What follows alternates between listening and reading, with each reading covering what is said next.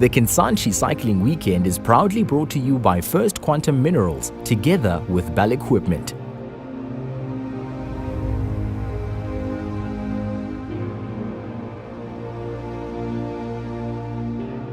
Here in Zambia, we don't have a lot of cyclists. So this is one opportunity that we've been given to make cycling grow in Zambia, specifically here in Solwezi, where there is no much sports. It makes me happy to go out there where people would see you and would want to join the team. People are encouraged to come and participate in this kind of races.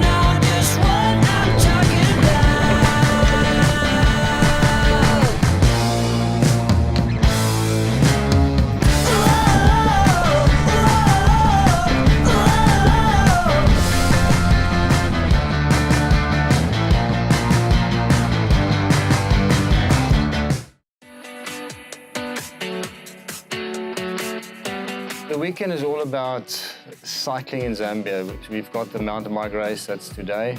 Tomorrow, a road race. And we've got a lot of interest from guys in Lusaka and the rest of Zambia.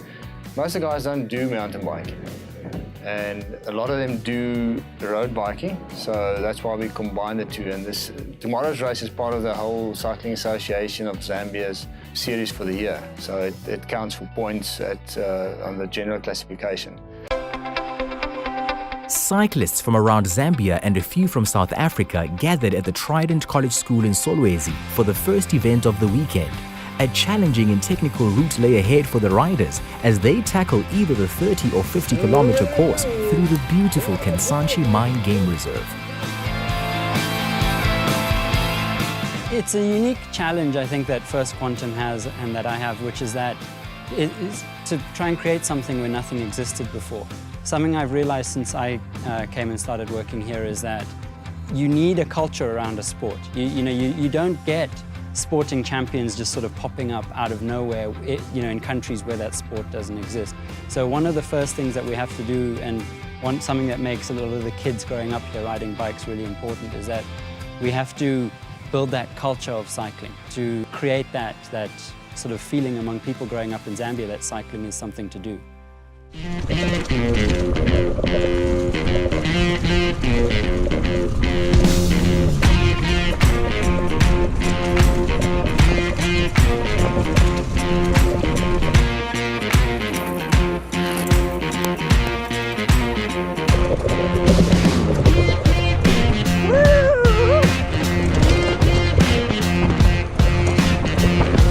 drive me crazy, you sexy thing. I love you so, yeah, baby, you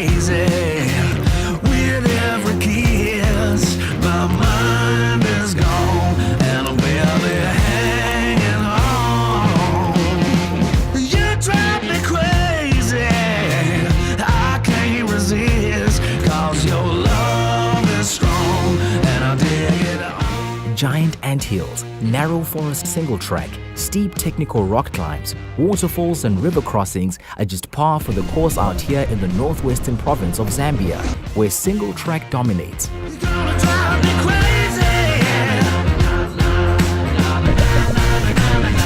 And now my heart is racing. I'm going out of my mind. You got me going crazy. Hey!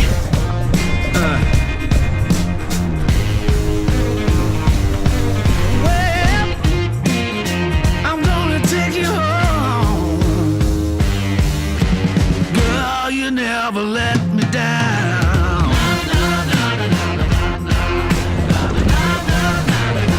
You got me going crazy. I never sleep at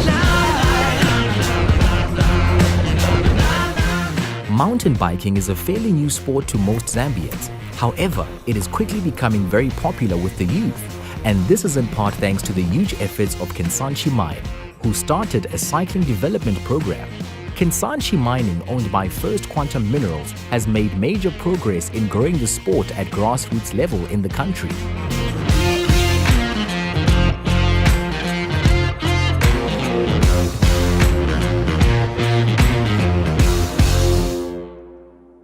In Solwezi, a lot of youths, they just move around and do sorts of things, drinking beer, doing what. But since the mine has helped us a lot, we've moved us away from those things and put sport as part of the thing that youth must take. So if you look at the guys we have on the team here, most of them weren't riding. You didn't even really know fully what cycling was until 3-4 years ago. You know, I train with the guys and sometimes we'll go up a hill that to us all is pretty easy now, and they'll be like, you know, 3 years ago we used to walk up this hill, we couldn't ride our bikes up here. And we've gone from that to, you know, guys like Bernard who came second to me today. I mean, I've been cycling for more than 10 years and it's not easy to beat him. In fact, he beat me in a race 2 weeks ago. So we've come from guys just cycling not existing here to them, you know, they've traveled to South Africa, they've raced on the same courses as Philip Bass and Max Knox and all of those guys. And that's all come from very recently, nothing at all.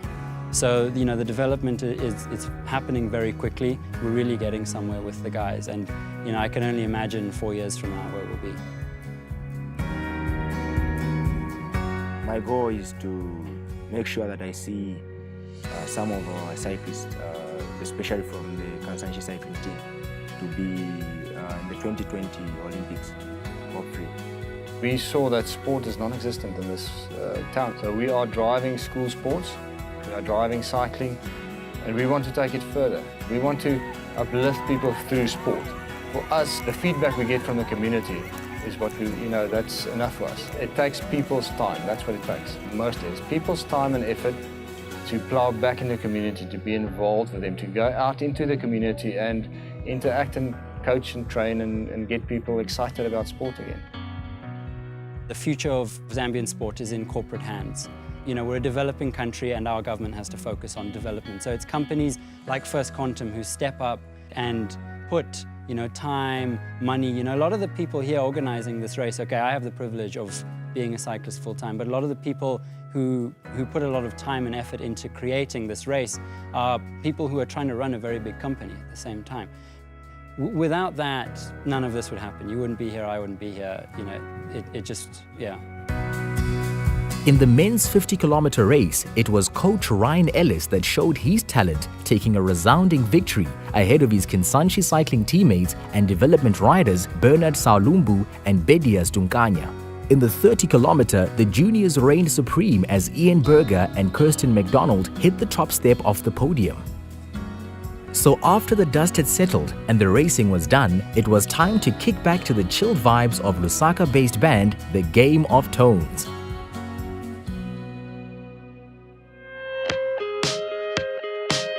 After a good night's sleep, the cycling festivities continued on Sunday morning with the Kansanshi Road Race, with many riders vying for the points on offer as this race forms part of the national series. Riders could choose either a 40 or 80 kilometer option, with cyclists enjoying the smooth tar roads within the boundaries of the Kansanshi copper mine in Solwezi, as well as a brand new road recently constructed by the mining company to enable easy access to the Kansanshi copper smelter. Bell equipment, we do a lot of the mining equipment, so we obviously business partners with FQMO. They've got a lot of the Bell equipment on site, so we have a branch here in Solwezi, and a lot of the guys are involved with cycling here within Zambia. It's not just that we enjoy supporting the cycling event, but it's also something that's close to our hearts, and cycling is a big thing within Bell itself, yeah. Just seeing the effects that it has on the community, it's obviously something that we wanted to get involved in. So we've tried to support it over the last couple of years. We've been a sponsor, and yeah, we put time and effort into supporting the cycling here within Solwezi through events like this.